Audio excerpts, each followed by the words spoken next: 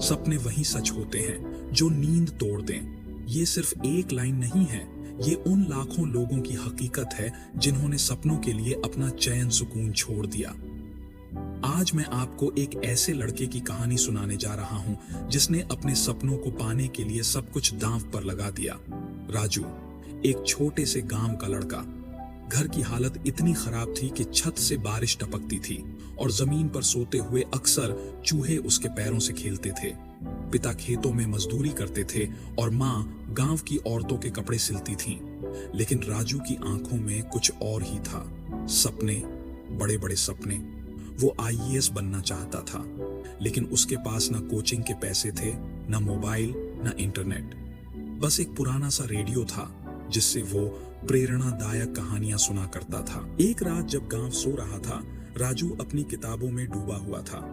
ठंडी हवा चल रही थी, लेकिन उसके माथे से पसीना बह रहा था, क्योंकि वो जानता था ये नींद, ये आराम उसका सपना छीन सकते हैं। वो रोज सुबह 4 बजे उठता, खेतों में काम करता और फिर रात को 1 बजे तक पढ़ाई करता। उसने दीवारों पर लिखा था, सपने वही सच होते हैं जो नींद तोड़ दें। जब दोस्त शादी कर रहे थे, वो पढ़ाई कर रहा था। जब लोग उसे पागल कह रहे थे, वो बस मुस्कुरा रहा था, क्योंकि वो जानता था उसकी मंजिल उसके इंतजार में है। पहली बार फेल हुआ, दूसरी बार भी लोग हंसे, रिश्तेदारों ने ताना मारा, पिता की तबीयत बिगड़ गई, माँ की आंखों में आंसू थे। राजू टूट गया, पर रुका नहीं।